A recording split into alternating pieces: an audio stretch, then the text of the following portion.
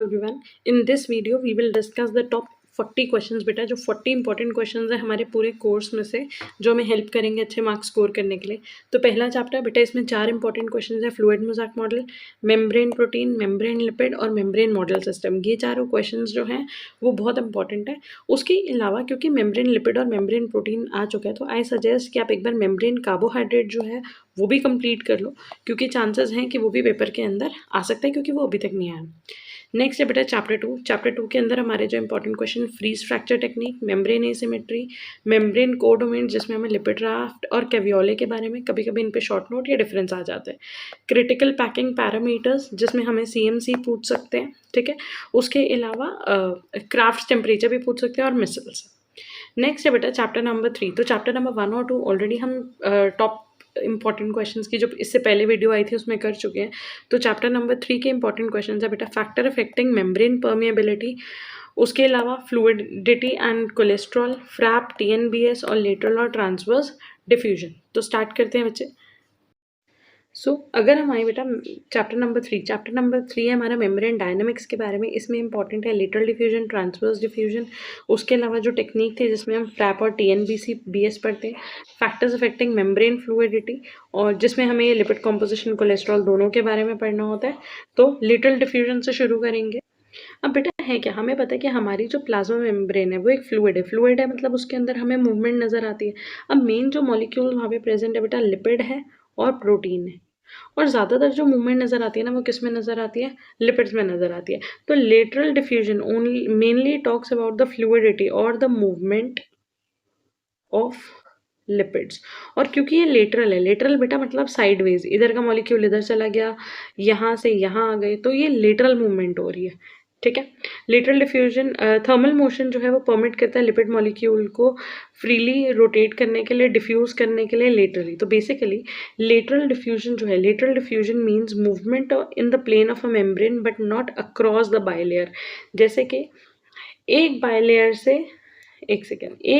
से दूसरी बाइलेयर में जब जाएगा तो वो होगा बेटा transverse diffusion, that is flip flop movement. Lateral movement में अगर आप यहाँ पे देखो, जैसे ये लेटरल मूवमेंट में अगर आप देखोगे इधर, तो यहाँ पे आपको ऐसे एरोज दिखाए हुए हैं कि ये जो 4 मॉलिक्यूल्स हैं वो इधर इधर इधर इधर ऐसे मूव कर सकते हैं, मतलब साइडवेज मूव कर सकते हैं। तो वो हो जाएगा बेटा lateral diffusion. Lateral diffusion means movement in the plane of membrane but not across the bilayer. Lateral movement of lipid is rapid. Adjacent lipids can change places with each other in fractions of second, मतलब बहुत जल्दी करते हैं, और ये movement जो है वो फास्ट है, ठीक है जी। उसके बाद अगर हम बात करें, presence of double bond destabilise the association and result in more fluid membrane. यहाँ पे जो डबल बॉन्ड की प्रेजेंस है उसकी वजह से मेम्ब्रेन की स्टेबिलिटी कम हो जाती है, जिसकी वजह से जो फ्लूइडिटी है वो बढ़ जाती है। Lateral diffusion of protein have also been visualized experimentally during FRAP technique. Proteins के अंदर भी ये मूवमेंट दिखती है बेटा, लेकिन उतनी ज़्यादा नहीं दिखती जितनी ज़्यादा हमें लिपिड के अंदर दिखती है। तो यहाँ अगर आप डायग्राम देखोगे, ये ग्रीन वाला मॉलिक्यूल था, ये साइडवेज आ गया, तो this is lateral diffusion of lipid molecule. तो प्रोटीन के अंदर भी ये मूवमेंट नजर आएगी, लेकिन प्रोटीन के अंदर ये मूवमेंट बहुत कम नजर आएगी। नेक्स्ट आ जाते हैं बेटा ट्रांसवर्स डिफ्यूजन पे। ट्रांसवर्स डिफ्यूजन क्या होता है? ट्रांसवर्स डिफ्यूजन मतलब एक मेम्ब्रेन से उठ के वो दूसरी मेम्ब्रेन, एक सेकेंड, हाँ जी, एक लिपिड बाइलेयर से निकल के वो मॉलिक्यूल दूसरी, मतलब कि इस तरीके से। और ये प्रोसेस क्या है बेटा? स्लो प्रोसेस है। तो ट्रांसवर्स डिफ्यूजन जिसको फ्लिप फ्लॉप बोलते हैं, मूवमेंट ऑफ मॉलिक्यूल है from one membrane lipid to the other. यहाँ पे जो मूवमेंट हो रही है उसको सेवरल आवर्स, घंटे लग जाते हैं होने में, इसीलिए ये प्रोसेस जो है वो कंपैरेटिवली स्लो प्रोसेस है। फ्लिप फ्लॉप जो होती है of a protein molecule has not been observe. Lateral movement में अभी हमने पढ़ा था कि प्रोटीन्स में भी लेटरल मूवमेंट होती है, बट कम होती है, ज़्यादातर लिपिड में होती है। लेकिन बेटा जो ट्रांसवर्स डिफ्यूजन है, जो फ्लिप फ्लॉप मूवमेंट है, वो हमें प्रोटीन्स के अंदर देखने के लिए नहीं मिलती। वो सिर्फ और सिर्फ किसके अंदर देखने के लिए मिलती है?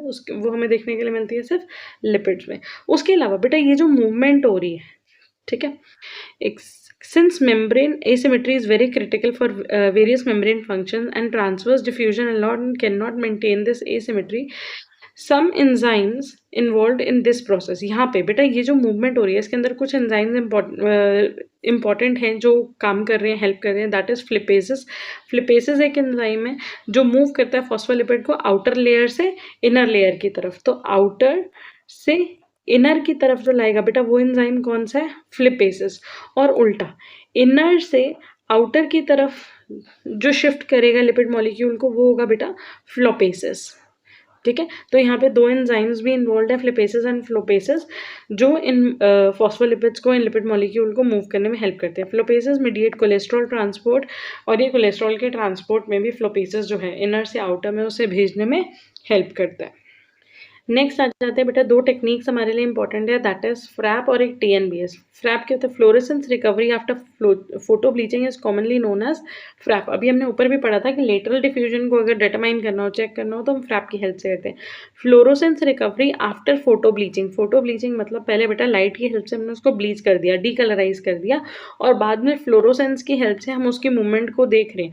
अगर मान लो 4-5 मॉलिक्यूल्स लेट हम यहाँ पे ले लेते हैं, कलर्ड है, ठीक है। अब बच्चे क्या करा, इसमें से मैंने एक का किसी का कलर जो है वो चेंज कर दिया, उसको मैंने डिकलराइज कर दिया। डिकलराइज फॉर एग्जांपल किसी लाइट कलर से बना लेते हैं, ठीक है, इसको मैंने डिकलराइज कर दिया। अब अगर ये कहीं मूव करेगा तो वो हमें पता चल जाएगा। यही टेक्निक है बेटा फ्रैप की, फोटो ब्लीच करके हम उसको रिकवर कर रहे हैं। अगर आप यहाँ पे डायग्राम देखो तो ये मेम्ब्रेन प्रोटीन थे, मेम्ब्रेन प्रोटीन के साथ हमने क्या लगा दिया, फ्लोरोसेंट एजेंट लगा दिए। उसके बाद हमने ब्लीच कर दिया कुछ एरिया को, इतने पार्ट को हमने ब्लीच कर दिया। अब अगर इनके अंदर मूवमेंट हो रही है तो जब हम थोड़े टाइम के बाद देखेंगे, उसको चेक करेंगे, तो हमें नज़र आ जाएगा कि कहाँ पे फ्लोरोसेंस हो रही है और कहाँ पे नहीं हो रही। जो ये ब्लीच पार्टिकल्स हैं, अगर इनकी पोजीशन हमें चेंज दिखी तो ये क्लियरली हमें सिग्निफाई कर रहा है कि ये मूव कर रहे हैं, और ये कहाँ और कैसे मूव कर रहे हैं। ठीक है, तो इसके अंदर अगर हम आए तो fluorescence of a labelled membrane protein और lipid measure after photo bleaching. Fluorescence को मेजर करा जाता है फोटो ब्लीचिंग के बाद, a particular site to quantify lateral movement, lateral movement को देखने के लिए।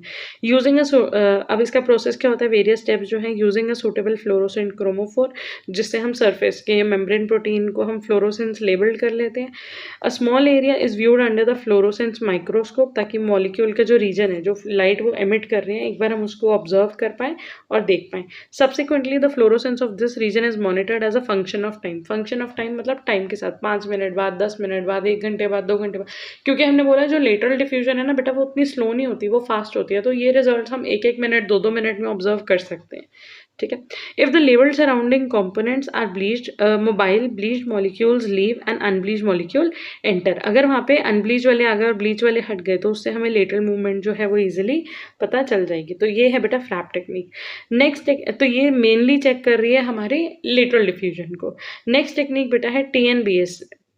TNBS technique, that is tie nitrobenzene sulphonic acid labelling, मतलब हम यहाँ पे लेबल कर रहे हैं TNBS के साथ।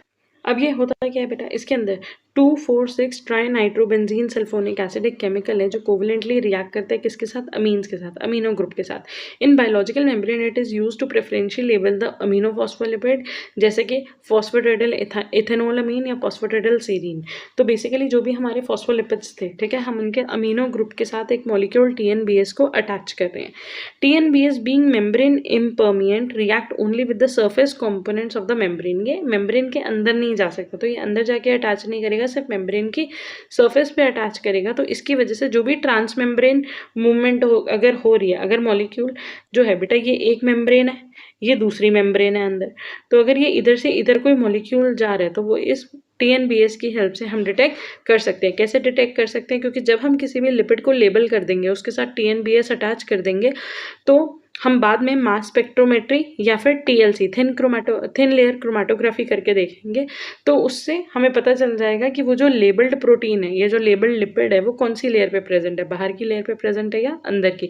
तो आप ये मान सकते हो कि ये जो है बेसिकली ट्रांसवर्स डिफ्यूजन को चेक करने के लिए हम यूज कर सकते हैं। In the beginning section we have discussed, एक सेकेंड, हाँ जी, in the beginning section we have discussed FRAP technique where fluorescent chromatophore use करते थे मेम्ब्रेन प्रोटीन या लिपिड के लिए। TNBS जो है वो एक फ्लोरोफोर है जो यूज करता है सिर्फ और सिर्फ सरफेस कंपोनेंट को, मतलब कि लिपिड के बाहर की लेयर को।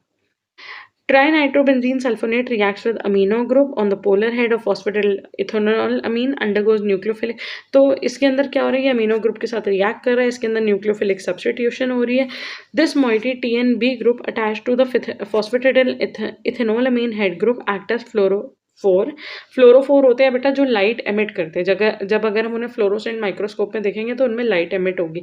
अब सिंपल सी चीज़ है, बहुत सिंपल लॉजिक है। अगर मान लो सपोज करो बेटा ये एक लिपिड लेयर हुई बाहर की तरफ, ठीक है, यहाँ पे एक लिपिड लेयर हो गई अंदर की तरफ।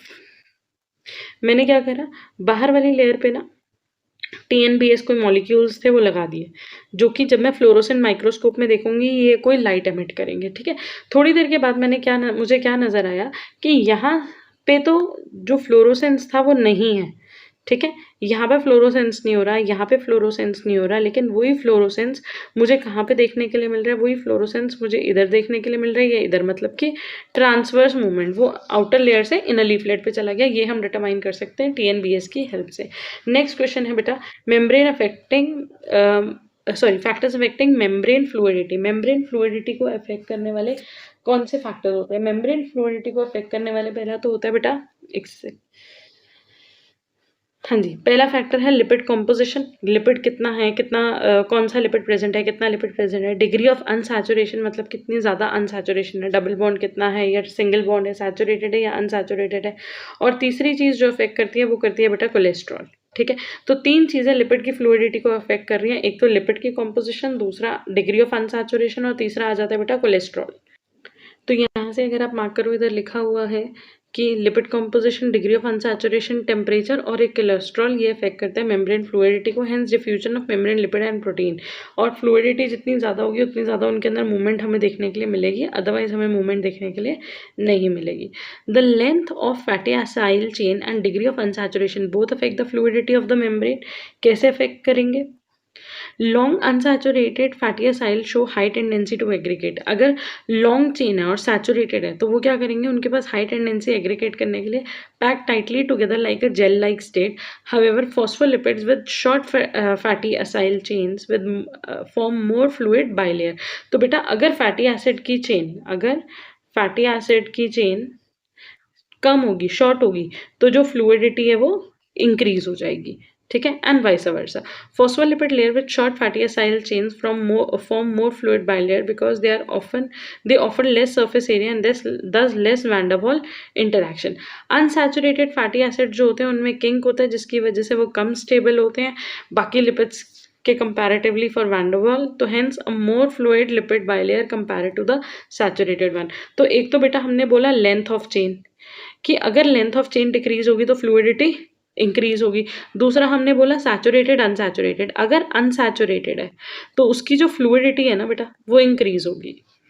तो यस, अब आप मान सकते हो कि फ्लूइडिटी जो है वो इंक्रीज होगी। कैसे इंक्रीज होगी बेटा फ्लूइडिटी? अगर length of fatty acyl chain decrease होती है, ठीक है, अगर लेंथ ऑफ जो कार्बन चेन है वो कम हो रही है तो फ्लूइडिटी इंक्रीज हो रही है। और उसके अलावा अगर अनसैचुरेशन इंक्रीज होगी, मतलब जितना ज़्यादा अनसैचुरेटेड होगा उतना ज़्यादा फ्लूइड होगा, ठीक है। नेक्स्ट फैक्टर है कोलेस्ट्रॉल। कोलेस्ट्रॉल भी इंपॉर्टेंट है बेटा क्योंकि कोलेस्ट्रॉल का अलग से भी क्वेश्चन आ जाता है। Cholesterol is another key regulator for membrane fluidity. एक सेकेंड, इसका कलर चेंज करते हैं। हाँ जी, cholesterol is another factor regulator for membrane fluidity. It insert into bilayer और ये परपेंडिकुलर होता है प्लेन ऑफ मेम्ब्रेन के, रिस्ट्रिक्ट करता है random movement of phospholipid at the outer surface of the leaflet. ये मेम्ब्रेन के बीच में जाके इनकॉर्पोरेट हो जाता है और ये बाहर वाले जो लिपिड लेयर होती है उसकी मूवमेंट को रिस्ट्रिक्ट कर देता है। Actually the hydroxyl group of cholesterol form a hydrogen bond with the carbonyl oxygen. जो हाइड्रोक्सिल ग्रुप है क्योंकि कोलेस्ट्रॉल के अंदर एक हाइड्रोक्सिल ग्रुप प्रेजेंट होता है, ये हमने स्टेरॉल पढ़ते वक्त पढ़ा था। तो हाइड्रोक्सिल ग्रुप जो प्रेजेंट है वो कार्बोनाइल ग्रुप के साथ, मतलब CO ग्रुप के साथ हाइड्रोजन बॉन्डिंग बना देगा फॉस्फोलिपिड के साथ। whereas hydrocarbon chain of cholesterol is located in non polar core of bilayer. तो जिसकी वजह से, क्योंकि ये आपस में मॉलिक्यूल के साथ बॉन्डिंग कर रहा है तो उनकी जो मूवमेंट है वो रिस्ट्रिक्ट हो जाती है। The movement of the long phospholipid tail depend on the concentration of cholesterol. At lower concentration membrane tend to slightly more fluid. तो बेटा कोलेस्ट्रॉल तो वो रिस्ट्रिक्ट कर रहा है मूवमेंट को, तो अगर कोलेस्ट्रॉल कम होगा तो फ्लूइडिटी ज़्यादा होगी, अगर कोलेस्ट्रॉल ज़्यादा है तो फ्लूइडिटी कम हो जाएगी, ठीक है। बैक टू दिस, हमने चारों क्वेश्चंस कवर कर लिए, ठीक है। अब चलते हैं बेटा नेक्स्ट चैप्टर पे। नेक्स्ट चैप्टर में अगर हम देखें तो हमें साइटोसिस पढ़ना है। साइटोसिस के जितने भी टाइप है, फैगोसाइटोसिस, पिनो, रिसेप्टर मीडिएटेड एक्सोसाइटोसिस, ये सब। उसके बाद एक्टिव और पैसिव ट्रांसपोर्ट में डिफरेंस, इम्पोर्ट और एंटीपोर्ट क्या होता है, सिंपल और फैसिलिटेटेड डिफ्यूजन क्या होता है, और सोडियम पोटेशियम पंप के बारे में। अगर हम बात करें बेटा डिफ्यूजन की, तो डिफ्यूजन क्या होती है, मूवमेंट ऑफ मॉलिक्यूल। तो बेसिकली डिफ्यूजन है मॉलिक्यूल्स जो होते हैं वो एंटर या लीव कर सकते हैं लिपिड लेयर को, तो ये जो स्पॉन्टेनियस प्रोसेस है ये डिफ्यूजन है। तो this process allows the small and hydrophobic molecule to move inside and outside the cell. और ये जो डिफ्यूजन हो रही है वो कैसे हो रही है, from a region of high concentration to a region of low concentration. तो डिफ्यूजन एक स्पॉन्टेनियस मूवमेंट है हाइड्रोफोबिक मॉलिक्यूल्स की from a region of high concentration to low concentration. यहाँ पे जो ड्राइविंग फोर्स है ना बेटा वो कॉन्सेंट्रेशन ग्रेडियंट है। अगर एक तरफ किसी चीज़ की कॉन्सेंट्रेशन ज़्यादा है और दूसरी तरफ कम है, तभी जो चीज़ें होंगी वो सिंपली डिफ्यूज करेंगी। तो हम बोल सकते हैं कि डिफ्यूजन जो है वो फिक्स लॉ को ओबे करता है, जो कहता है कि मूवमेंट सब्सटेंसेस की मूवमेंट की स्पीड क्या होगी वो डिपेंड करता है कॉन्सेंट्रेशन ग्रेडियंट पे। अगर किसी एक जगह पे एक मॉलिक्यूल की कॉन्सेंट्रेशन बहुत ज़्यादा है और वेराज दूसरे जगह पे कॉन्सेंट्रेशन बहुत कम है, तो ये मूवमेंट बहुत स्पीडीली होगी, बहुत फास्ट होगी। डिफ्यूजन जो होती है बेटा वो 3 टाइप के हो सकते हैं, सिंपल, फैसिलिटेटेड और ऑस्मोसिस। सिंपल डिफ्यूजन का मतलब है सिंपल सी चीज़ है बेटा, 2 सेल है या 2 कोई मीडियम्स है, एक जगह पे एक मॉलिक्यूल ए है वो ज़्यादा है, एक जगह पे कम है, तो जब अलोंग द कॉन्सेंट्रेशन ग्रेडियंट चीज़ें मूव करने लग गई, ठीक है, तो उसको हम क्या बोल देंगे, सिंपल डिफ्यूजन। ये एक पैसिव प्रोसेस होता है। पैसिव प्रोसेस का मतलब होता है कि यहाँ पे एनर्जी या एटीपी स्पेंड करने की ज़रूरत नहीं पड़ी। नेक्स्ट है बेटा फैसिलिटेटेड डिफ्यूजन। फैसिलिटेटेड डिफ्यूजन का मतलब है जिसको फैसिलिटेट करा जाए, जिसको कैरी आउट करवाना पड़ता है, वो मूवमेंट अपने आप नहीं हो रही। तो diffusion of some ions in solute like sugar, amino acid across move across the membrane is facilitated by carriers. कुछ कैरियर मॉलिक्यूल की हेल्प से इनको मूव करवाना पड़ता है। अब रीज़न क्या है, अगर मैं एक प्लाज्मा मेम्ब्रेन की बात करूँ, प्लाज्मा मेम्ब्रेन से ना बेटा जो आयंस हैं या जो वाटर है, जो सॉल्ट है, वो इजीली मूव नहीं कर सकता। तो यहाँ पे कोई ना कोई मॉलिक्यूल होगा जो उसको मूव कर पाएगा। चलो ठीक है, कोई मॉलिक्यूल है जिससे मूवमेंट हो रही है, लेकिन वो मॉलिक्यूल ऐसा कैसे करवा पा रहा है, व्हाट इज़ द मैकेनिज्म उस मॉलिक्यूल के अंदर, चाहे वो कोई चैनल है या वो कोई कैरियर है, उसके अंदर कोई तो ऐसी चीज़ होगी जो उस मूवमेंट को कराने में हेल्प कर रही है ना। तो डिफ्यूजन ऑफ सम आयंस और अदर सल्यूट जो कि फैसिलिटेट किसकी वजह से होते हैं, कैरियर की वजह से। कैरियर क्या करता है, इन सबस्ट्रेट के साथ बाइंड करता है, उनके अंदर कॉन्फर्मेशनल चेंजेस आते हैं और फिर उनको अंदर शिफ्ट कर देता है। उसके अलावा दूसरी चीज़ें होती है चैनल्स। चैनल्स जो होते हैं बट वो लेस स्पेसिफिक होते हैं, लेकिन वो फास्टर ट्रांसपोर्ट करवाते हैं, ठीक है। In this type of transport the molecule bind physically to the carrier protein on one side और रिलीज हो जाता है दूसरी साइड पे, किसके थ्रू बेटा, चैनल के थ्रू, ठीक है। अब यहाँ पे क्या हो रहा है, this movement is from high concentration to low concentration, लेकिन जो मूवमेंट है वो high concentration to low concentration ही हो रही है, इसीलिए यहाँ पे एटीपी स्पेंड नहीं हो रहा। ये प्रोसेस भी क्या है, पैसिव। लेकिन बेटा अगर कहीं पे मुझे किसी चीज़ को मूव करना पड़े from low concentration to high concentration, वहाँ पे भी हमें मूव करवाना पड़ेगा। वहाँ पे भी वो जो मूवमेंट है उसको क्या बोला जाएगा, फैसिलिटेटेड डिफ्यूजन, लेकिन वो एक एक्टिव प्रोसेस हो जाएगा क्योंकि उसके अंदर हमें एनर्जी स्पेंड करनी पड़ेगी इन द फॉर्म ऑफ एटीपी, ठीक है। ऑस्मोसिस में क्या होता है, ऑस्मोसिस में मूवमेंट ऑफ वाटर मॉलिक्यूल होता है। डिफ्यूजन में क्या था, हाइड्रोफोबिक चीज़ें मूव कर रही हैं। यहाँ पे बेटा वाटर मूव करेगा from high concentration to low concentration across a semi permeable membrane, और उसी के बेसिस पे आपको ये 3 टर्म्स भी लर्न कर लेनी है, हाइपरटोनिक सोल्यूशन, हाइपोटोनिक और isotonic solution. These are simple, so I don't think you need an explanation. उसके अलावा अगर आप याद करना चाहो कि जो फैसिलिटेटेड डिफ्यूजन होती है वो किसके थ्रू होती है, चैनल्स के थ्रू, पोर्स के थ्रू या ट्रांसमेम्ब्रेन प्रोटीन के थ्रू, तो इनके बारे में बेटा एक बार रीड कर लेना, ये एक इजी पॉइंट है। नेक्स्ट आ जाता है बेटा एक्टिव और पैसिव ट्रांसपोर्ट। एक्टिव ट्रांसपोर्ट का मतलब होता है जहाँ पे सेल को अपनी एनर्जी लगानी पड़ रही है, एनर्जी स्पेंड करनी पड़ रही है, वो होगा एक्टिव प्रोसेस। जहाँ पे सेल को अपनी एनर्जी नहीं स्पेंड करनी पड़ रही तो वो क्या होगा, पैसिव प्रोसेस, ठीक है। अब जो एक्टिव प्रोसेस है मतलब सेल अपनी एनर्जी लगा रहा है, इसको हम 2 में क्लासिफाई करते हैं बेटा, प्राइमरी और सेकेंडरी। प्राइमरी एक्टिव ट्रांसपोर्ट क्या है, जो एनर्जी यूज़ कर रहे हैं in the form of ATP, photons या इलेक्ट्रोकेमिकल ग्रेडियंट, ताकि वो चीज़ों को मूव कर सके from low to high concentration. Again active transport में बेटा चीज़ें मूव करती हैं अगेंस्ट द कॉन्सेंट्रेशन ग्रेडियंट और वहाँ पे एटीपी लगता है, ये बात तो क्लियर है। ये एनर्जी जो यूज़ कर रहे हैं वो डायरेक्टली या तो एटीपी से मिल रही है या फोटोन से या किसी इलेक्ट्रोकेमिकल ग्रेडियंट के थ्रू मिल रही है इसको एनर्जी, जैसे कि पी क्लास पंप हो गया या वी क्लास पंप हो गया, ठीक है, इन सब के थ्रू। अगर हम बात करें सेकेंडरी एक्टिव ट्रांसपोर्ट की, सेकेंडरी एक्टिव ट्रांसपोर्ट में क्या होता है बेटा, मूवमेंट ऑफ मॉलिक्यूल हो रही है, लोअर कॉन्सेंट्रेशन से हाई कॉन्सेंट्रेशन में जा रहा है, एनर्जी भी यूज हो रही है, यहाँ तक सेम है, लेकिन यहाँ पे डायरेक्टली एटीपी से एनर्जी नहीं मिल रही। In this case the direct hydrolysis of ATP does not occur. यहाँ पे इंस्टेड इलेक्ट्रोकेमिकल ग्रेडियंट जो है generated from the pumping of ion out of the cell is use. तो यहाँ पे बेसिकली किसी एक मॉलिक्यूल को बाहर भेज रहे हैं, मान लो किसी एक मॉलिक्यूल को हाई टू लो कॉन्सेंट्रेशन में भेज रहे हैं, जिसकी वजह से वो एनर्जी रिलीज कर रहा है, और वो एनर्जी जो है उसके हेल्प से इस ट्रांसपोर्ट को करा जा रहा है। बेसिकली इसको किसी के साथ कपल करके करा जा रहा है, ठीक है। तो सेकेंडरी एक्टिव ट्रांसपोर्ट जो होता है वो यूनिपोर्ट, सिम्पोर्ट और एंटीपोर्ट हो सकता है। यूनिपोर्ट के अंदर क्या होगा बेटा, एक सिंगल टाइप ऑफ मॉलिक्यूल जो है वो हमने down the concentration gradient move करा, मतलब कि हाई कॉन्सेंट्रेशन से लो कॉन्सेंट्रेशन में मूव करा, जिसकी वजह से एनर्जी रिलीज हुई और उस एनर्जी से हमने रिएक्शन करा लिया। नेक्स्ट है बेटा सिम्पोर्ट और एंटीपोर्ट। सिम्पोर्ट और एंटीपोर्ट हमारे अलग से इंपॉर्टेंट क्वेश्चन भी है, क्योंकि इनके ऊपर short note previous year papers में देखा जा चुका है।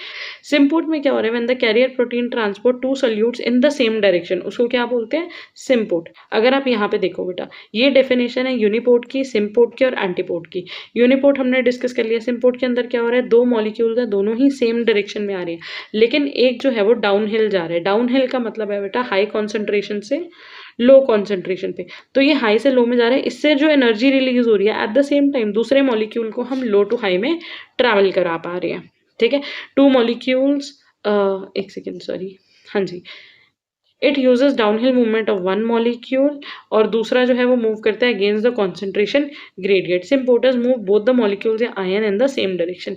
एंटीपोर्ट के अंदर क्या होगा बेटा, एक जो है वो अंदर आ रहा है, दूसरा जो है वो बाहर जा रहा है। इसके अंदर उसमें भी यही हो रहा है, एक डाउनहिल मूव कर रहा है। डाउनहिल मूव करने की वजह से लेट्स से ये जो ब्लू वाला पार्टिकल है ये अंदर जा रहा है डाउनहिल, मतलब हाई टू लो कॉन्सेंट्रेशन में जा रहा है, तो ये एनर्जी रिलीज करेगा और उसी एनर्जी से हम इस पार्टिकल को बाहर ड्राइव कर देंगे, क्योंकि दोनों की जो मूवमेंट है वो हो रही है ऑपोजिट डायरेक्शन में। तो ये हो जाएगा बेटा एंटीपोर्ट मॉलिक्यूल। नेक्स्ट है हमारा sodium potassium pump. Sodium potassium pump बेटा नाम सजेस्ट कर रहे हैं सोडियम और पोटेशियम का पंप, मतलब ये एक पंप है जो सोडियम को बाहर भेजता है और पोटेशियम को अंदर भेजता है, ठीक है। ये एक एक्टिव ट्रांसपोर्ट परफॉर्म करता है। 3 सोडियम आयंस बाहर आएंगे और बेटा 2 पोटेशियम आयन जो है वो अंदर जाएंगे। तो the sodium potassium pump active transport है, ट्रांसपोर्ट कर रहे हैं सोडियम एंड पोटेशियम को from areas of low concentration to high concentration. It works through a series of conformational changes in the membrane protein. जो भी मेम्ब्रेन प्रोटीन है, जो pump है, उसके अंदर बहुत सारे कॉन्फॉर्मेशनल चेंजेस आते हैं। 3 sodium ion bind to the cytoplasmic side of the pump leading to change in its conformation. 3 sodium ion जो है वो साइटोप्लाज्मिक साइड ऑफ पंप से, पंप की साइटोप्लाज्मिक साइड से बाइंड करेंगे और उसके कॉन्फॉर्मेशन के अंदर चेंजेस आएंगे। In this new conformation the protein binds a molecule of ATP और उसको ब्रेक डाउन करके बना देगा बेटा ADP. But the phosphate group remain bound to the protein. The protein is now in phosphorylated state. इसका मतलब क्या हुआ बेटा, मान लो यहाँ पे एक पंप है जो कि एक तरीके का कैरियर है या ट्रांसमेम्ब्रेन प्रोटीन है। जब यहाँ पे अंदर साइटोप्लाज्म था, क्योंकि ये तो सेल की मेम्ब्रेन पे अंदर साइटोप्लाज्म था, यहाँ पे सोडियम ने आके इसको बाइंड करा। जब सोडियम ने आके इसको बाइंड करा तो बेटा यहाँ पे इसके पास कुछ कॉन्फर्मेशन, इसकी शेप में कोई चेंज होने लग गया। जब यहाँ पे शेप में कोई चेंज हुआ तो क्या हुआ, ये ना एटीपी के साथ बाइंड करा, इसने एटीपी को कन्वर्ट कर दिया बेटा एडीपी में और फॉस्फेट रिलीज कर दिया, ठीक है। जब ये सोडियम के साथ बाइंड हुआ, इसने एटीपी को किसमें चेंज कर दिया, एडीपी में। अब ये जो फॉस्फेट है ना, ये यहाँ से जाएगा नहीं, ये उस प्रोटीन के साथ अटैच हो जाएगा। जब ये इस प्रोटीन के साथ अटैच हो जाएगा, ये जो ट्रांसमेम्ब्रेन प्रोटीन है, जो पंप है, तो इसके कॉन्फर्मेशन में और चेंजेस आएंगे, जिसकी वजह से सोडियम कहाँ मूव कर जाएगा, बाहर मूव कर जाएगा, ठीक है। तो यहाँ पे एटीपी प्रोड्यूस हो रहा है, एडीपी रिलीज हो जाता है, फॉस्फेट ग्रुप जो है वो प्रोटीन के साथ बाइंड कर जाता है। अब वो प्रोटीन फॉस्फोराइलेटेड फॉर्म में है, ठीक है। The phosphorylation of the protein के वजह से सेकंड कॉन्फर्मेशनल चेंज आएगा, शेप में चेंज आएगा, जिसकी वजह से सोडियम को वो ट्रांसलोकेट कर देगा to the exterior. In this new conformation protein has low affinity for sodium and the bound sodium dissociate from the protein. जब ये फॉस्फोराइलेटेड था, इसके साथ फॉस्फेट अटैच हो गया तो ये सोडियम के साथ अच्छे से बाइंड नहीं हो पा रहा था, इसने सोडियम को रिलीज कर दिया। बट इसके पास हाई एफिनिटी है पोटेशियम के लिए, तो जब सोडियम रिलीज हो जाएगा, ये 2 पोटेशियम को बाइंड करके एक्स्ट्रा सेल्यूलर साइड से ले आएगा अंदर। जब ये पोटेशियम को बाइंड कर रहा है, अगेन इसके अंदर कॉन्फर्मेशनल चेंजेस आएंगे, ठीक है, in the protein and the bound phosphate group is release. अब जब कॉन्फर्मेशनल चेंजेस आए तो ये जो प्रोटीन, ये जो फॉस्फेट ग्रुप अटैच हुआ था ना बेटा इस प्रोटीन के साथ, ये हो जाएगा रिलीज और डीफॉस्फोराइलेट होकर पोटेशियम अंदर आ जाएगा और वापस वही साइकिल जो है वो रिपीट होगा। इसी तरीके से हो सके तो बेटा एक बार प्रोटॉन पंप का भी पढ़ लेना आप, क्योंकि वो भी इंपॉर्टेंट हो सकता है। नेक्स्ट आ जाते हैं बेटा साइटोसाइंस पे। साइटोसाइंस क्या होता है, mechanism of transport for large quantity of molecules in and out of the cell is known as cytosis. मतलब कि सेल सेल के अंदर जब चीज़ें बाहर जा रही हैं या अंदर आ रही है उसको बोलते हैं साइटोसिस। इसके बहुत कॉमन एग्जांपल है एंडोसाइटोसिस और एक्सोसाइटोसिस। एंडोसाइटोसिस मतलब सेल के अंदर कुछ आना, एक्सोसाइटोसिस मतलब सेल के बाहर से कुछ जाना, ठीक है। The process used by single cell eukaryotes to internalize मतलब अंदर की तरफ किसी चीज़ को लेके आना, दैट इज एंडोसाइटोसिस, जहाँ पे प्लाज्मा मेम्ब्रेन मेनली इन्वॉल्व है। एंडोसाइटोसिस बेटा 3 टाइप का होता है, phagocytosis, pinocytosis and receptor mediated endocytosis. Phagocytosis में हम इसको बोलते हैं सेल ईटिंग, सेल किसी सॉलिड चीज़ को इनगल्फ कर रहे हैं या इंजेस्ट कर रहे हैं, ठीक है, वो हो जाएगा फैगोसाइटोसिस। पिनोसाइटोसिस को बेटा सेल ड्रिंकिंग भी बोला जाता है। यहाँ पे सेल जो है वो जिस चीज़ को इंजेस्ट कर रहा है वो एक फ्लूइड है, ठीक है, किसी फ्लूइड को एब्जॉर्ब करना, किसी फ्लूइड फिल वेसिकल के कॉन्टैक्ट में आ के उसको एब्जॉर्ब करना हो तो इसको हम सेल ड्रिंकिंग भी बोल सकते हैं, ठीक है। तो अब यहाँ से इन दोनों का प्रोसेस देख सकते हो। तीसरा बेटा receptor mediated endocytosis, as the name suggest receptor mediated, मतलब यहाँ जो एंडोसाइटोसिस हुई है उसमें कोई ना कोई रिसेप्टर का काम था। मतलब अगर आप यहाँ पे देखो ये जो सेल सरफेस है, एक सेकेंड, हाँ जी, ये जो सेल सरफेस है यहाँ पे ये रिसेप्टर्स लगे हुए, जब यहाँ पे आके लिगेंड बाइंड होगा तो इसकी कॉन्फर्मेशन में कुछ चेंजेस आएंगे और फिर होगी एंडोसाइटोसिस, ठीक है। तो एक बार इसका थ्योरी पार्ट देख लो। Is a specialized form of endocytosis जिसमें स्पेसिफिक रिसेप्टर मॉलिक्यूल्स इन्वॉल्व होते हैं, मतलब कि सेल की सरफेस पे रिसेप्टर प्रेजेंट है। Molecule to be transported bind to the receptor, जो भी मॉलिक्यूल अंदर लेके जाना है वो किसके साथ बाइंड करेगा बेटा, जैसे ये जो हेक्सागन से मॉलिक्यूल्स बने हुए हैं, एक second let me erase all this thing, हाँ जी, अगर आप यहाँ पे देखो ये जो हेक्सागन से मॉलिक्यूल बने हुए हैं जाके किससे अटैच होंगे, रिसेप्टर। ग्रीन वाले मॉलिक्यूल्स बनाने का पर्पस ये है बेटा, वो दिखाना चाहते हैं कि बाहर मॉलिक्यूल तो बहुत सारे हैं लेकिन जोन से मॉलिक्यूल जाके रिसेप्टर से बाइंड होंगे, स्पेसिफिक होंगे, रिसेप्टर के साथ बाइंड करेंगे, वही अंदर जाएंगे। The specificity of this type of transport is provided by the structure of receptor, ठीक है। The interior portion of the receptor molecule resemble like a hook that is trapped in indented pit with protein clathrin. ऐसे लगता है कि इसके ऊपर एक protein क्लैथरिंग की कोटिंग है, ठीक है। जब ये बाइंड करेगा तो एंडोसाइटोसिस जो है वो इनिशिएट हो जाएगा। This is receptor mediated endocytosis. Next है बेटा एक्सोसाइटोसिस। एक्सोसाइटोसिस मतलब बाहर रिलीज होना। Discharge of large material from vesicles at the cell surface is termed as exocytosis, बाहर की तरफ चीजें रिलीज करना। इन प्लांट सेल एक्सोसाइटोसिस जो है वो हेल्प करता है मटेरियल्स को ट्रांसपोर्ट करने के लिए जो सेल वॉल सिंथेसिस के लिए जरूरी है, उन्हीं को प्लाज्मा मेम्ब्रेन से बाहर निकालेंगे ताकि सेल वॉल बन सके। इन एनिमल सेल एक्सोसाइटोसिस जो है उस प्रोसेस से हमारी बॉडी से हार्मोन, न्यूरोट्रांसमीटर, एंजाइम्स और बाकी सारे सब्सटेंसेस जो हैं वो रिलीज होते हैं। साइटोसिस एक इंपॉर्टेंट टॉपिक है क्योंकि साइटोसिस से related short note on cytosis भी आया हुआ है। Difference between endocytosis and receptor mediated endocytosis भी पेपर में देखा जा चुका है और एक्सोसाइटोसिस भी देखा जा चुका है, ठीक है। With this we are done with chapter number 4 बेटा। So you can see chapter number 4 के सारे क्वेश्चंस हमारे हो गए हैं। आगे बढ़ने से पहले एक सजेशन दूंगी, अगर आप लोग if you can spare time, अगर आप लोगों ने पहले से थोड़ा सा पढ़ा हुआ है, आप इस सब्जेक्ट के टच में हो और आप स्पेयर कर सकते हो टाइम, तो ब्लॉक 1 एंड ब्लॉक 2 को बहुत अच्छे से कर लो। ये क्वेश्चंस बहुत इंपॉर्टेंट है क्योंकि बहुत फ्रीक्वेंट है, लेकिन इसके अगर आपको लगता है इसके अलावा you have that potential and you have that capacity and time to do more, तो बेटा टर्मिनल क्वेश्चन ज़रूर करो क्योंकि ज़्यादातर फिर क्वेश्चन जो होते हैं वो वहीं से आते हैं। नेक्स्ट आ जाता है बेटा चैप्टर नंबर 5। चैप्टर नंबर 5 में से हमारे पास 3 इंपॉर्टेंट टॉपिक है, ionophores, voltage and ligand gated channels, sorry this is gated channels, और उसके अलावा एमडीआर प्रोटीन्स। यस, एक चीज़ जो मैं और बताना भूल गई थी, अगर हो सके बेटा सपोज अगर आप टर्मिनल क्वेश्चन नहीं कवर कर पा रहे या कर भी पा रहे हो तो ट्राई करना, if you have the time तो समरी पॉइंट ज़रूर रीड करना। समरी पॉइंट्स आपको एक ब्रीफ शॉर्ट नोट्स दे देते हैं। एटलीस्ट अगर आपने पूरा चैप्टर नहीं पढ़ा, जो पढ़ा है तो उसमें से इंपॉर्टेंट आपका एक बार रिव्यू हो जाता है अच्छे से। एमडीआर रेजिस्टेंस प्रोटीन की बात करें तो बेटा मल्टी ड्रग रेजिस्टेंस प्रोटीन, ये एक इंपॉर्टेंट एबीसी प्रोटीन है। एबीसी ट्रांसपोर्टर होता है बेटा, एटीपी बाइंडिंग कैसेट है ये, ठीक है। MDR protein pumps hydrophobic drugs from cytosol to outside, मतलब इसका बेटा मतलब है कि हमारी बॉडी के अंदर जो भी हाइड्रोफोबिक ड्रग्स होंगे या सेल के अंदर जो भी हाइड्रोफोबिक ड्रग्स होंगे ये उसको बाहर भेजने के काम करते हैं। These transporters play important role in removal of harmful substances like drugs and toxins from the cell. तो ये तो एक बहुत जनरल सी डेफिनेशन हो गई किसकी, एमडीआर प्रोटीन्स की। अब आ जाते हैं इसके मेन। एमडीआर मतलब कि मल्टी ड्रग रेजिस्टेंस प्रोटीन जो होता है या P glycoprotein because it includes carbohydrate moiety as an ABC transporter in human being, मतलब कि एटीपी बाइंडिंग कैसेट की तरह ये काम करते हैं. It is responsible for striking resistance of certain tumors to some generally effective anti tumor drugs. ये basically responsible होते हैं रेजिस्ट करने के, बहुत सारे ड्रग्स को रेजिस्ट करते हैं, ब्लॉक करते हैं. इसका बेटा एक ना डिसएडवांटेज भी होता है. ये क्या करते हैं, बहुत सारे ड्रग्स को ना हमारे सेल से, हमने कहा या हमारे सेल में से, ये सेल है, सेल के अंदर जो भी ड्रग्स होंगे या टॉक्सिन्स होंगे उनको बाहर निकाल देंगे. अब 1% तो हमें अच्छी चीज़ लग रही है कि हमारे सेल्स की जो टॉक्सिन्स हैं उनको बाहर रिलीज़ कर रहे हैं, लेकिन 1% ये ख़राब भी है. कोई ड्रग्स, कोई थेरेपेटिक ड्रग्स या कोई हम मेडिसिन वगैरह अगर कंज्यूम कर रहे हैं, अब उसमें क्या होगा बेटा, अगर सपोज करो हमने कोई ड्रग कंज्यूम करा, ठीक है, 1 मिनट इसको इरेज करते हैं. हाँ जी, मान लो ये कोई सेल है, हमने इस सेल के अंदर कोई एक ड्रग कंज्यूम करा, एक मेडिसिनल, एक थेरेपेटिक ड्रग, मान लो कैंसर के लिए कीमोथेरेपी करी जा रही है, सेल के अंदर ड्रग जा रहा है, लेकिन ये जो MDR प्रोटीन्स है ये रेजिस्टेंट प्रोटीन है, ये मल्टी ड्रग रेजिस्टेंस है, ये इन ड्रग्स को टॉलरेट नहीं कर सकते, उठा के सेल से बाहर कर देंगे. ठीक है, तो वहाँ पे ये किसी भी जो ड्रग है उसकी इफेक्टिविटी को, उसकी लाइफ को कम कर देते हैं, क्योंकि ये उसको सेल से बाहर भेज देते हैं. ठीक है, so the cause of bacterial and cancer drug resistance is due to the presence of MDR transporters. इन MDRs की वजह से जो भी बैक्टीरियल इन्फेक्शन से बचने के लिए, कैंसर या किसी भी चीज़ से बचने के लिए अगर हम ड्रग्स कंज्यूम कर रहे हैं तो ये उनकी एफिकेसी को कम करते हैं.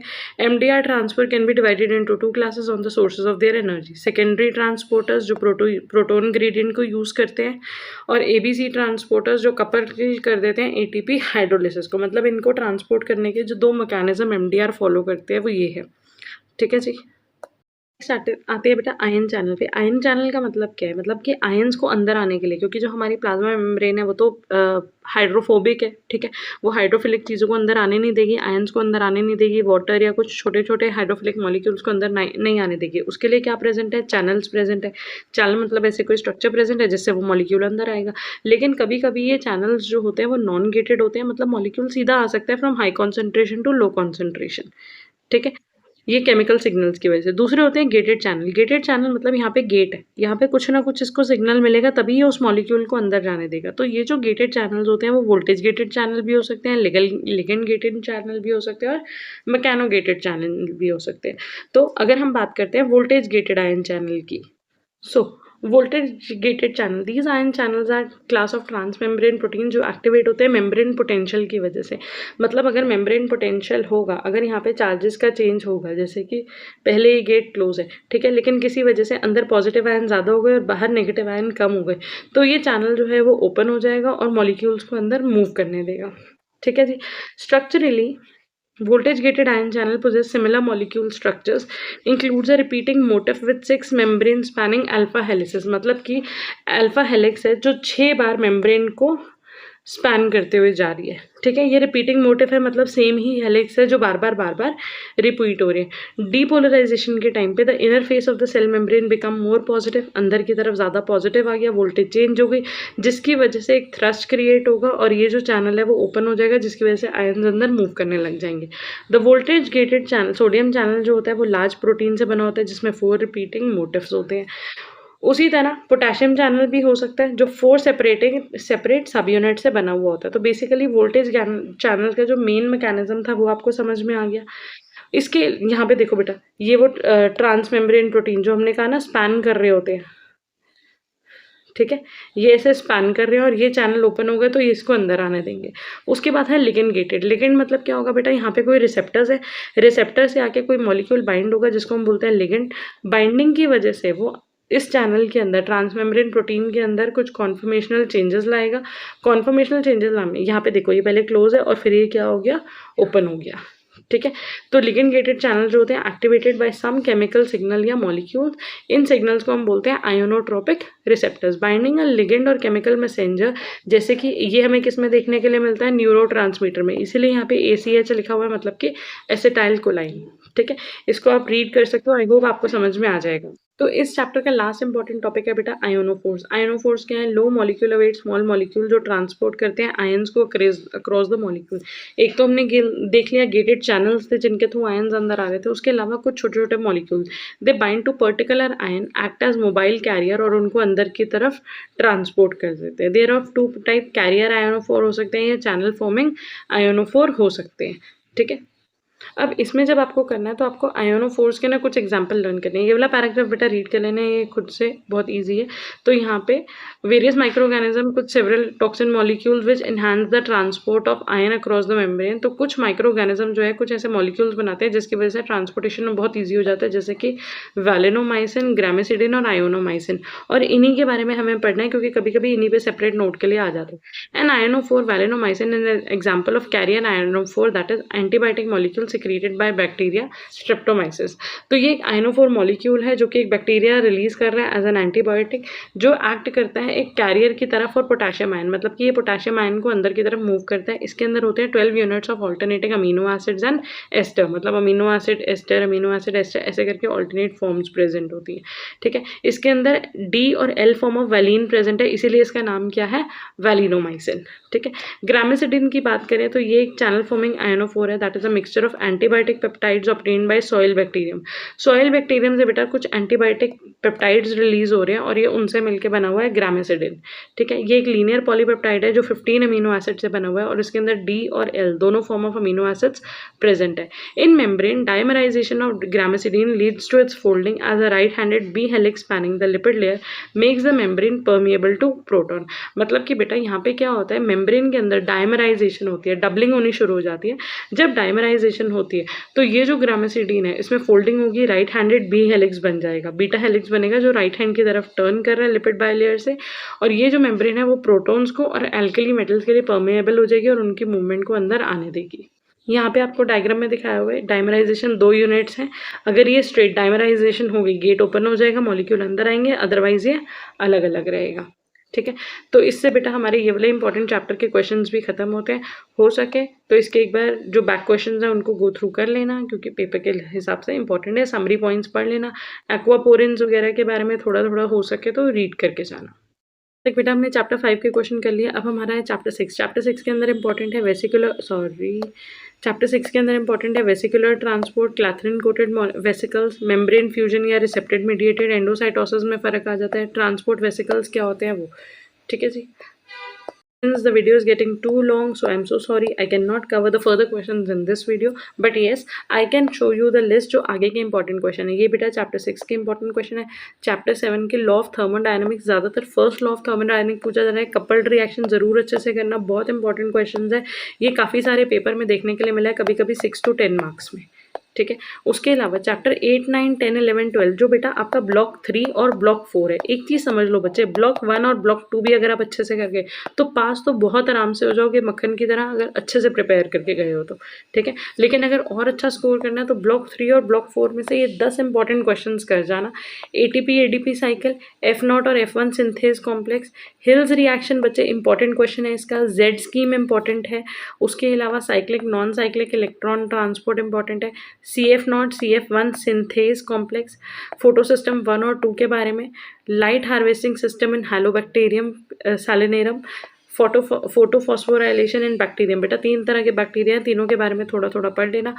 फोटोसिंथेटिक बैक्टीरिया, इनके अंदर कौन सी पिगमेंट्स होती हैं, क्या प्रेजेंट होता है, वो पढ़ लेना। ठीक है, तो ये 10 क्वेश्चंस इंपॉर्टेंट क्वेश्चंस हैं ब्लॉक 3 और ब्लॉक 4 में से। एक सेकेंड, और इसमें से भी मैं आपको ये बता सकती हूँ कि कुछ कुछ क्वेश्चंस जो हैं वो 10 मार्क्स में, जैसे हिल रिएक्शन, Z स्कीम, उसके बाद PS1 PS2 और ये वाले जो क्वेश्चन है ना बेटा, ये आए तो चांसेस होते हैं कि ये 10 मार्कर में आ सकते हैं। तो अगर आपको ये क्वेश्चन समझ में आ रहे हैं और अटैम्प्ट कर सकते हो तो इनको पढ़ लेना। These are the important question from chapter 8 to chapter 12. I hope this video is useful for you. All the very best for your exam. Sorry for not completing the one shot or the revision of all the questions. All the best. Thank you.